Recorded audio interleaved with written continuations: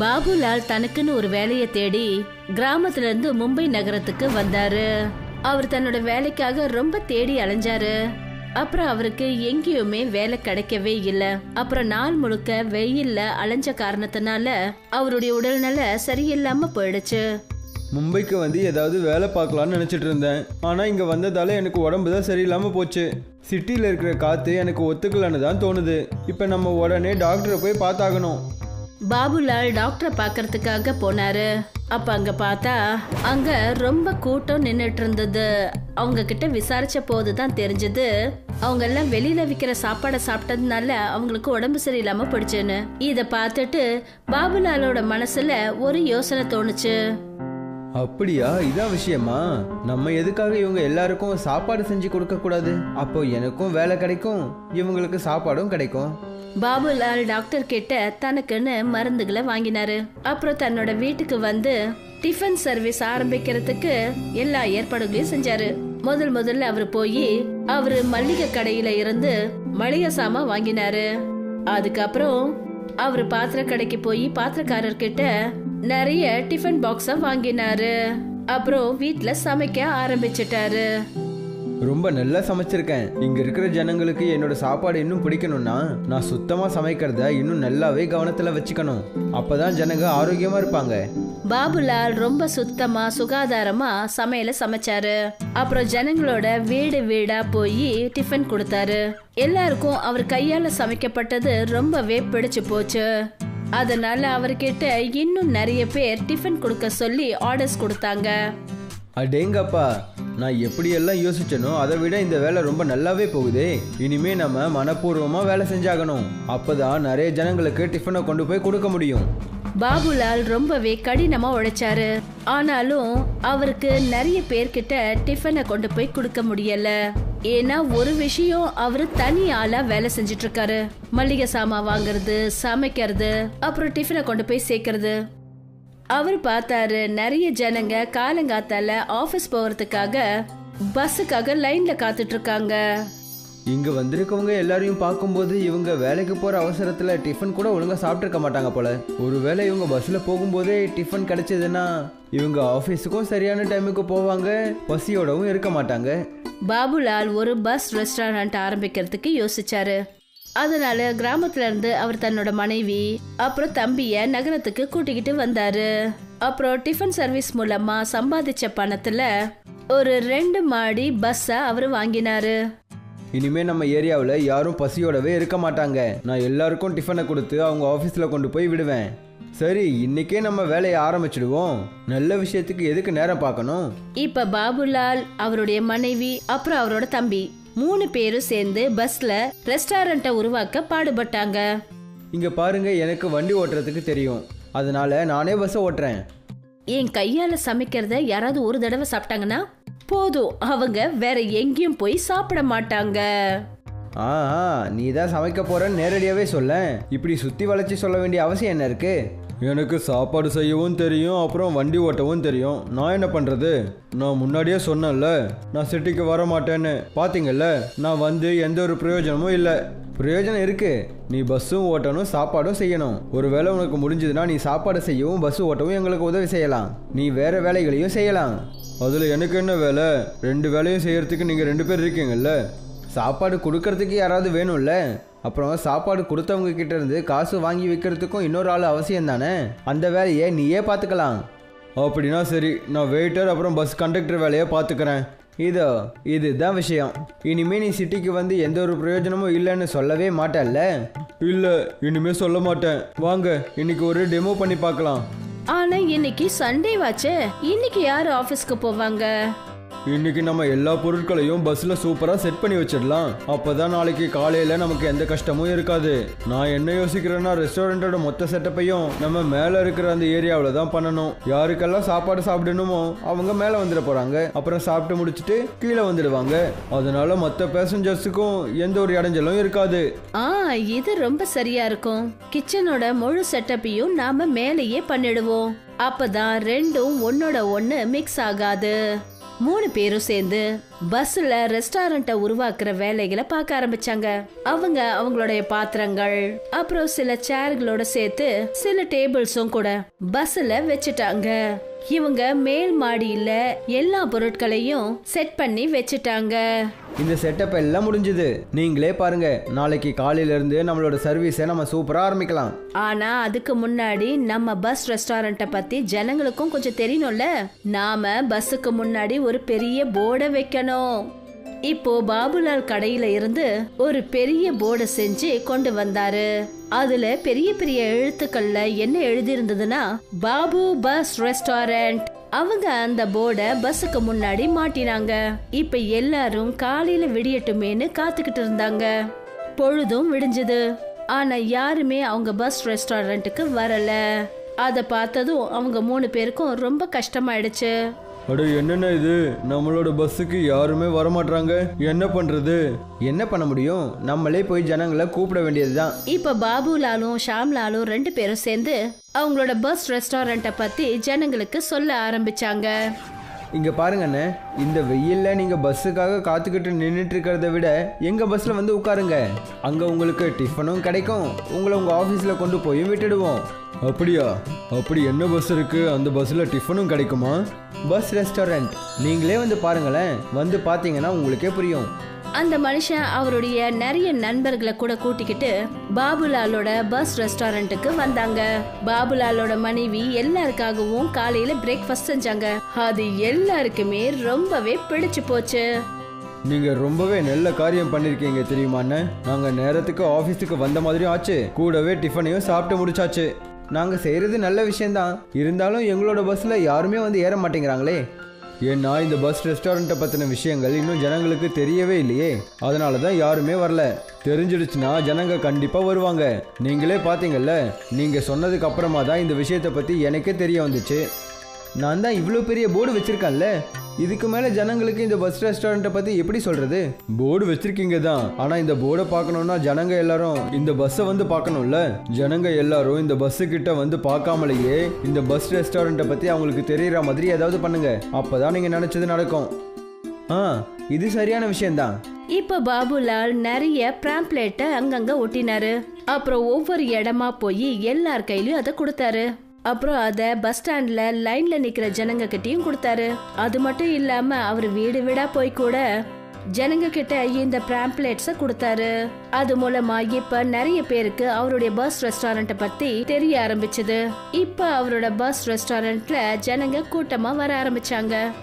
அட அண்ணே, கொஞ்சம் பொறுமையா வாங்க, பஸ் உங்களை விட்டுட்டு எங்கேயுமே போகாது, ஜாக்கிரதையா உட்காருங்க. ஷாம்லால் எல்லாருக்கிட்டையும் டிக்கெட் வாங்கினாரு. அப்புறம் சாப்பாட்டுக்கான ஆர்டர்ஸையும் வாங்கினாரு. பாபுலாலோட மனைவி அங்க சமைக்கிறாங்க. இங்க 4 பேருக்கும் ஒவ்வொரு ஆலு பரோட்டா பண்ணுங்க. சரிங்க மேடம், இப்பவே கொண்டு வரேன். நிறைய ஆட்கள் மேல் மாடியில சாப்பிட்டுட்டு இருக்காங்க. அப்புறம் இன்னும் நிறைய பேர் முதல் மாடியில உட்காந்து பயணம் செய்யறாங்க. இந்தாங்க மேடம், நீங்க கேட்ட பரோட்டா. எங்க ரெஸ்டாரண்ட்ல ரொம்ப டேஸ்டியான உணவு இதுதான். தேங்க்யூ அண்ணா. இதே மாதிரி நாட்கள் போய்கிட்டு இருந்தது. பாபுலாலோட பஸ் ரெஸ்டாரண்ட்ல ஜனங்க கூட்டமா வர ஆரம்பிச்சிட்டாங்க. இப்போ எல்லாருக்கும் இந்த பஸ் ரெஸ்டாரண்ட்டை பத்தின விஷயம் தெரிஞ்சு போச்சு. அதனால எல்லாரும் இதுல பயணம் செய்யறத விரும்புறாங்க. அப்புறம் கொஞ்ச நாள்லயே பாபுலால்ல நகரத்துல எல்லாருக்குமே தெரிஞ்சு போச்சு. அப்புறம் அவரு நிறைய பணம் சம்பாதிச்சு இங்க அவருக்குன்னு சொந்தமா ஒரு அழகான வீடை வாங்கினாரு. ரமேஷுக்கு கிராமத்துல ஒரு தாபா இருந்தது. இந்த தாபாவை அவங்க குடும்பத்துல இருக்கிறவங்க எல்லாரும் சேர்ந்து நடத்தினாங்க. அவரோட மனைவி பராஜக்தா அப்புறம் பொண்ணு மீனா சமையல் செய்வாங்க. அப்புறம் அவரும் அவரோட பையன் சுபமும் வர கஸ்டமருங்களை கவனிச்சுப்பாங்க. ஆனா கிராமத்துல அவங்களோட தாபா அந்த அளவுக்கு நல்லா போகல. அதனால ரமேஷ் கவலையா இருந்தாரு. ப்ரஜெக்டா, இப்படி போனா எப்படி? நம்ம கிராமத்துக்கு சேர்ந்த நிறைய பேர் பட்டணத்துக்கு போயிட்டாங்க. நாளுக்கு நாள் நம்மளுடைய வருமானம் குறைஞ்சுக்கிட்டே போகுது. அதுவும் இல்லாம மீனாவோட கல்யாணத்துக்கு நாம பணத்தை சேர்த்து வைக்கணும். நீங்க கவலைப்படாதீங்க, கடவுள் இருக்காரு, நிச்சயம் அவர் நமக்கு உதவி செய்வாரு. அந்த நம்பிக்கையில தான் இருக்கேன். நாம நம்ம தரப்புல முழு முயற்சி பண்ணிக்கிட்டு இருக்கோம். ரமேஷும் பராஜக்தாவும் பேசிட்டு இருந்தத அவரோட பையன் சுபம் கேட்டுட்டு இருந்தான். அப்புறம் அவன் யோசிக்க ஆரம்பிச்சான். நான் ஏதாவது செஞ்சு எங்க அம்மா அப்பாவுக்கு உதவி செய்யணும். அப்புறம் இத பத்தியே அவன் யோசிச்சுக்கிட்டு அவன் நடந்துகிட்டே நதிக்கரை கிட்ட போய் சேர்ந்தான். சுபமோட கிராமம் ஒரு நதிக்கரை கிட்ட இருந்தது. அப்புறம் இதே நதி அவனோட கிராமத்தை இன்னும் நிறைய கிராமங்களோட சேர்த்துச்சு. சுபம் தன்னோட படகுல உட்காந்தான். அப்புறம் அந்த படகை செலுத்தினான். அப்பா, நம்ம கிராமத்து ஜனங்க நகரத்துக்கு நிறைய பேர் போயிட்டு தான் சொன்னாரு. ஆனா அக்கம் பக்கத்து கிராமத்துல ஜனங்க இருக்காங்களே, நாம சமைக்கிறத அவங்க கிட்ட விக்கலாமே. ஆனா எப்படி? அவன் யோசிச்சுக்கிட்டு தான் இருந்தான். அப்பதான் அவனுடைய கவனம் இன்னொரு ஒரு படகு மேல டீ வித்துக்கிட்டு வந்த ஒரு ஆள் மேல பட்டுச்சு. டீ வாங்கிக்கங்க. டீ டீ வெறும் 5 ரூபாய் தான் டீ. மாமா, எனக்கு ஒரு டீ கொடுங்க. சுபம் அந்த படகு கிட்ட போனா. அப்பதான் அவன் பார்த்தான், அந்த டீக்காரர் தன்னோட படகுல அடுப்பு வச்சிருந்தாரு. அப்புறம் அங்கேயே டீய போட்டு வித்துக்கிட்டு இருந்தாரு. மாமா, நீங்க ரொம்ப நல்ல வேலை செஞ்சிருக்கீங்க. படகுல டீ ரொம்ப அற்புதம். நானும் முன்னாடி கடையில தான் டீ போட்டு வித்துக்கிட்டு இருந்தேன். ஆனா அந்த அளவுக்கு வருமானம் வரல. அதனாலதான் படகுல விப்போன்னு நினைச்சேன். அப்புறம் என்னுடைய முடிவும் நல்லதா இருந்தது. இப்ப காலையில புறப்படுவேன். அப்புறம் ஒரு கிராமத்துல இருந்து இன்னொரு கிராமத்துக்கு டீய போட்டு போட்டு வித்துக்கிட்டே இருப்பேன். ரொம்ப நன்றிங்க மாமா.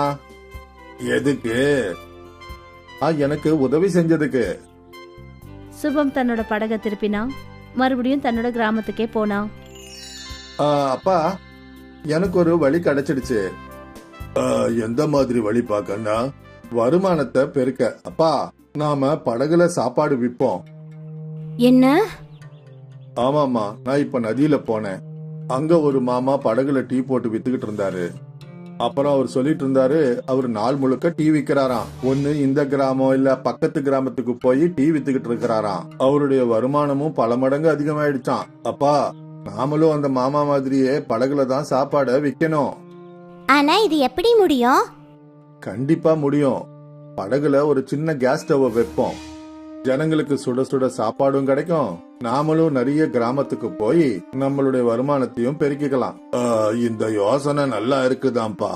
நாம முயற்சி பண்ணலாம். என்ன, சில பொருட்கள் எல்லாம் வாங்கணும், அவ்வளவுதான். சுபமோட ஐடியா அவனோட குடும்பத்துல எல்லாருக்குமே ரொம்ப பிடிச்சு போச்சு. அவங்க எல்லாரும் படகுல தாபாவை ஓபன் பண்றதுக்கு ரெடி ஆயிட்டாங்க. ரமேஷும் சுபமும் மார்க்கெட்டுக்கு போய் சின்ன கேஸ் ஸ்டவ்வை வாங்கினாங்க. அதுக்கப்புறம் அவங்க தன்னோட படகுல ஸ்டவ் அப்புறம் பாத்திரங்களை செட் பண்ணிக்கிட்டாங்க. இங்க பராஜக்தா அப்புறம் மீனாவும் சேர்ந்து பாதிக்கு மேல அதிகமான சாப்பாடு தயாரிக்க ஆரம்பிச்சாங்க. அதுக்கப்புறம் தயார் பண்ண எல்லா பொருட்களையும் எடுத்துக்கிட்டு பராஜக்தா அப்புறம் மீனா படகு கிட்ட போனாங்க. அவங்க எல்லாரும் கடவுள்கிட்ட பிரார்த்தனை பண்ணிக்கிட்டு தன்னோட படகை எடுத்துக்கிட்டு அங்கிருந்து புறப்பட்டாங்க. அடுத்த கிராமத்தோட பக்கத்துல போன உடனே சாப்பாடு, சுவையான சாப்பாடு, சப்ஜி, ரொட்டி, பன்னீர், சாம்பார், சாதம், என்ன வேணுமோ எல்லாம் கிடைக்கும். ரமேஷ் படகை கரைக்கு கொண்டு வந்தான். அப்புறம் சில பேர் அவனோட படகை நோக்கி வந்தாங்க. என்னென்ன இது புதுசா ஏதோ கொண்டு வந்திருக்கிறீங்க? இது புது டாபா. இங்க உங்களுக்கு சாப்பாடு கிடைக்கும். அதுவும் சுட சுட சாப்பாடு, விலை கம்மியா. அப்படியா? உங்ககிட்ட என்னென்ன உணவு வகைகள் இருக்கு? தால் தடுக்கா, சாதம், பராட்டா, பன்னீர் மக்கனி, காலிஃபிளவர் சப்ஜி, ரொட்டி, தோலே, பூரி, உருளைக்கிழங்கு. அடேங்கப்பா, இத்தனை ஐட்டம்ஸுங்களா? எனக்கு 2 பரோட்டாவும் பன்னீர் சப்ஜியும் கொடுங்கண்ணே. சரிங்க. மீனா பன்னீர் சப்ஜிய சூடு பண்ணினா. அப்புறம் பராஜக்தா பரோட்டா செஞ்சா. எவ்வளவுங்க ஆச்சு? 17 ரூபாண்ணே. அடேங்கப்பா, இவ்வளவுதானா? ஆனா எங்க ஊரு ஹோட்டல்ல பாத்தீங்கன்னா இதுக்கு 120 ரூபா வாங்கிடுவாங்க. விலைய கேட்ட உடனே நிறைய கஸ்டமர்ஸ் ஆர்டர் கொடுத்தாங்க. தால் தடுக்கா ஜீரா ரைஸ் பார்சல் பண்ணிடுங்கண்ணே. எனக்கு 2 பூரி உருளைக்கிழங்கு கொடுங்க. சரிங்கண்ணே. பராஜக்தா அப்புறம் மீனா சீக்கிரமா சாப்பாடு செஞ்சாங்க. அப்புறம் ரமேஷும் சுபமும் கஸ்டமர்ஸுங்களுக்கு பரிமாறினாங்க.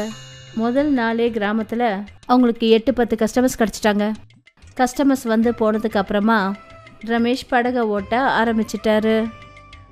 அவங்க அடுத்த கிராமத்துக்கு போனாங்க. இங்கேயும் ஒருத்தரா நிறைய கஸ்டமர்ஸ் அவங்க கிட்ட உணவை வாங்கினாங்க. அதுக்கப்புறம் அவங்க அடுத்த கிராமத்துக்கு போனாங்க. இப்படி பண்ணி சாயந்தரம் வரைக்கும் ரமேஷோட நடமாடும் தாபா 8 கிராமங்களை சுத்தி வந்துடுச்சு.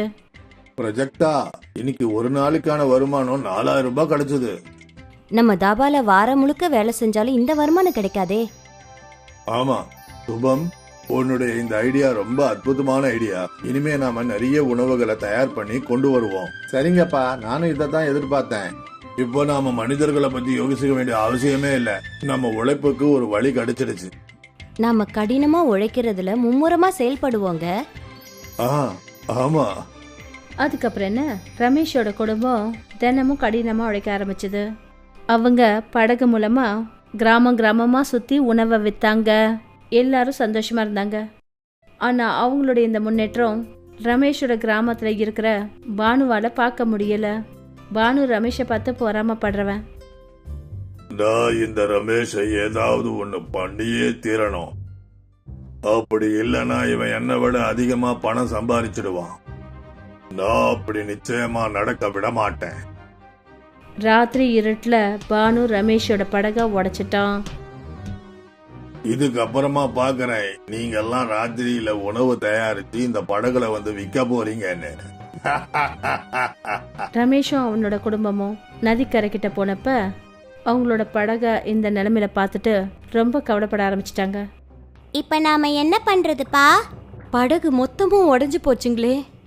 அட, இவ்வளவு உணவுகளை நாம எங்க போய் விற்கிறது?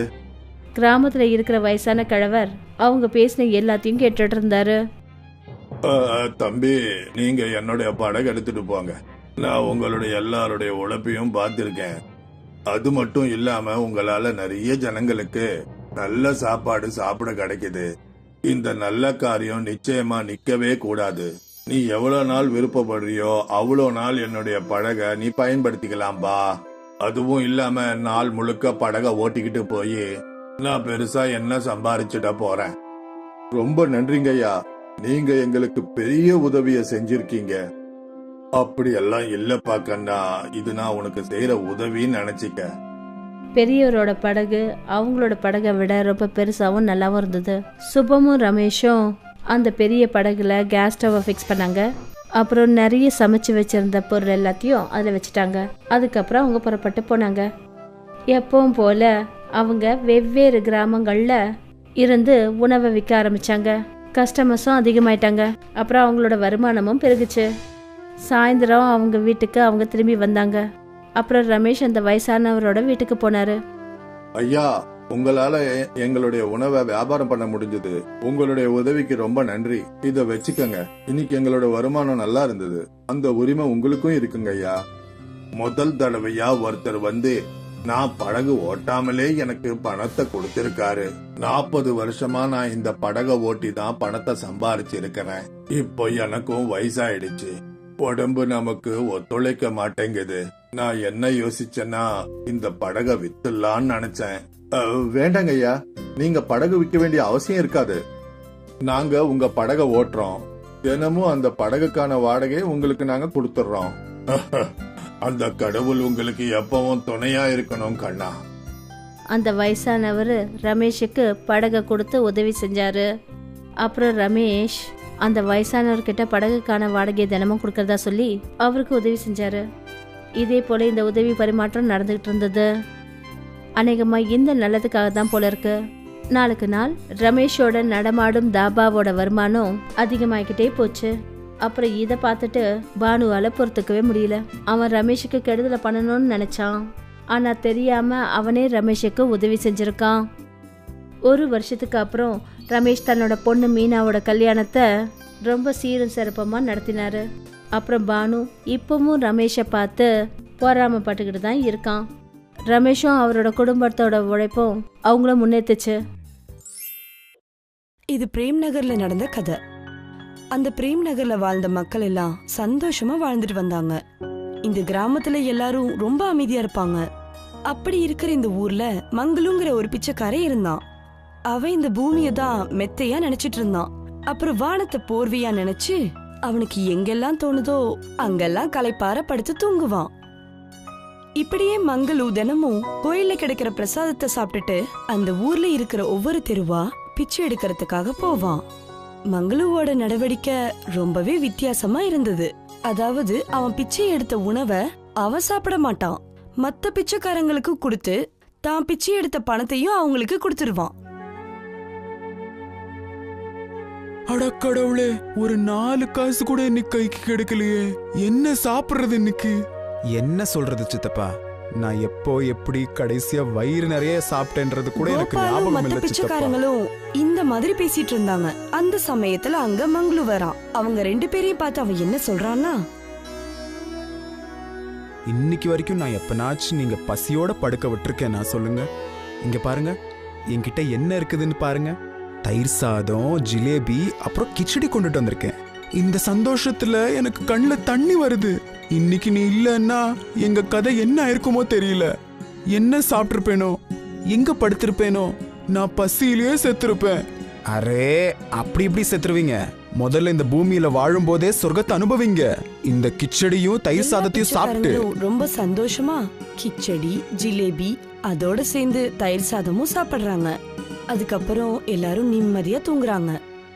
காலை விடிஞ்சதும் கோபால் சித்தப்பா, ரமேஷ், எங்க இருக்கீங்க நீங்க எல்லாரும்? சித்தப்பா, சித்தப்பா, ரமேஷ், எங்க போனீங்க 2 பேரும்? இப்ப நான் யார் கூட போய் பிச்சை எடுக்கிறது? அவங்க 2 பேரும் திருடனுங்க. அவங்கள ஜெயில போட்டாங்க. காலங்காத்தால போலீஸ்காரங்களை வந்து அவங்கள தூக்கிட்டு போயிட்டாங்க. அப்ப நீ முரட்டு தூக்கத்துல இருந்த. என்ன விளையாண்டுகிட்டு இருக்கீங்களா நீங்க? என்ன பேசிட்டு இருக்கீங்க? அவங்க 2 பேரும் ரொம்ப நல்லவங்க. அவங்க 2 பேரும் அப்படி பண்ண மாட்டாங்களே. தேடிட்டு போலீஸ் ஸ்டேஷனுக்கு போறான். அங்க போய் பார்த்தா அவங்க 2 பேரையும் லாக்அப்ல வச்சிருந்தாங்க. அவங்கள பார்த்து மங்களு சொன்னா, சார், நீங்க உங்க 2 பேர்த்தையும் எதுக்கு கூட்டிட்டு வந்திருக்கீங்கன்னு நான் தெரிஞ்சுக்கலாமா? என்கிட்ட நீ ஏன் இவ்வளோ ஜோரா பேசிக்கிட்டு இருக்க? நாங்க பிச்சைக்காரங்களாவே இருக்கலாம். இந்த உலகத்துக்கு முன்னாடி ஒரு பிச்சைக்காரங்களாவே தெரியலாம். ஆனா திருட்டுத்தனம் பண்ற அளவுக்கான அந்த அடித்தட்டு விஷயங்கள் எல்லாம் நாங்க செய்ய மாட்டோம்.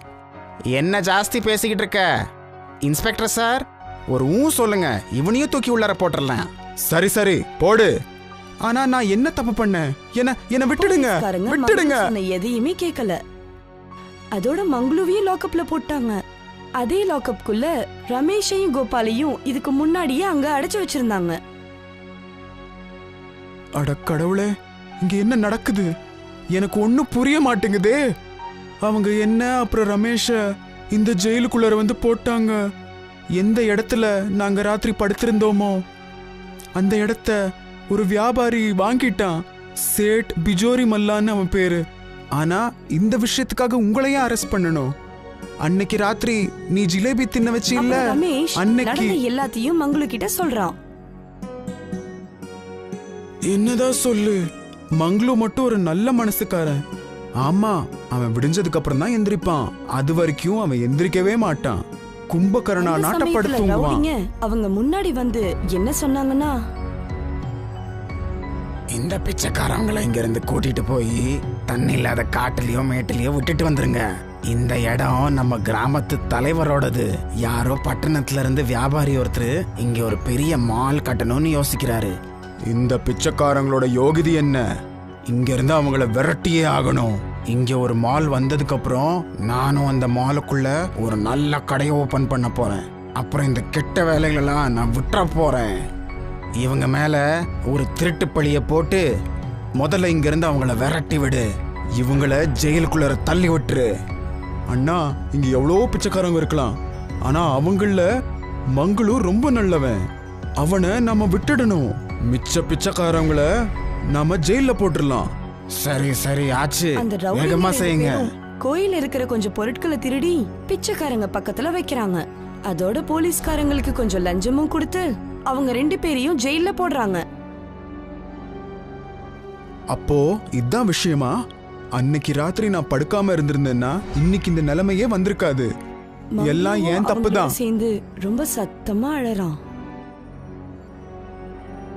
அழாத மங்களு, என்னதான் ஆனாலும் இது நம்ம பாவங்களோட விளைவுகள் தான். என்ன ஆனாலும் அதுதான். இப்ப நம்ம வெளியில எப்படி போறதுன்னு யோசிங்க. இந்த ஜெயில ஒரு பல்ப் இருக்குது. இது பகல்லையும் எரிஞ்சுக்கிட்டே தான் இருக்கும். இதனால என் தலையே கெட்டு போச்சு. நான் யாரையும் சும்மா விட மாட்டேன். ஜெயில இருந்து எல்லாத்தையும் உடைச்சு போட்டுருவேன். ரொம்ப வெளியெடுக்கிறான். அந்த ரூமுக்குள்ள எரிஞ்சிட்டு இருந்த ஒரு லைட்டை அதால அடிச்சு உடைக்கிறான். ரொம்ப வலிமையா அடிச்சதுனால அந்த லைட் உடைஞ்சிடுது. அந்த பல்ப்ல இருந்து ஒரு வெளிச்சம் பரவுது. அந்த வெளிச்சம் அந்த 3 கைதிகளையும் ஒரு புதிய உலகத்துக்கு கொண்டு போகுது. அவங்க அங்க போய் பார்க்கும்போது ஏற்கனவே அந்த இடத்துல நிறைய கைதிகள் இருக்காங்க. என்ன நடந்துகிட்டு இருக்குது? யார் இவங்க எல்லாம்?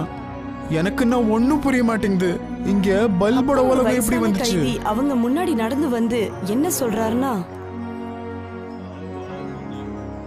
வா வா மங்களு, நீ வந்தே வருவன்னு எனக்கு நல்லா தெரியும். ஆனா இவ்வளோ தாமதமா வருவன்னு நான் நினைச்சு கூட பார்க்கல. உங்களுக்கு என் பேர் எப்படி தெரியும்? அப்புறம் நீங்க யாரு? இங்க என்ன நடக்குது? அப்புறம் உங்களுக்கு எங்களை பத்தி எப்படி தெரியும்? இந்த பல்பு உலகத்துல இருந்து ஜெயிலு நல்லா தெரியும். ஜெயில்ல எத்தனை பல்பு இருக்குதோ அதை எல்லாம் கேமரா மாதிரி வேலை செய்யும்.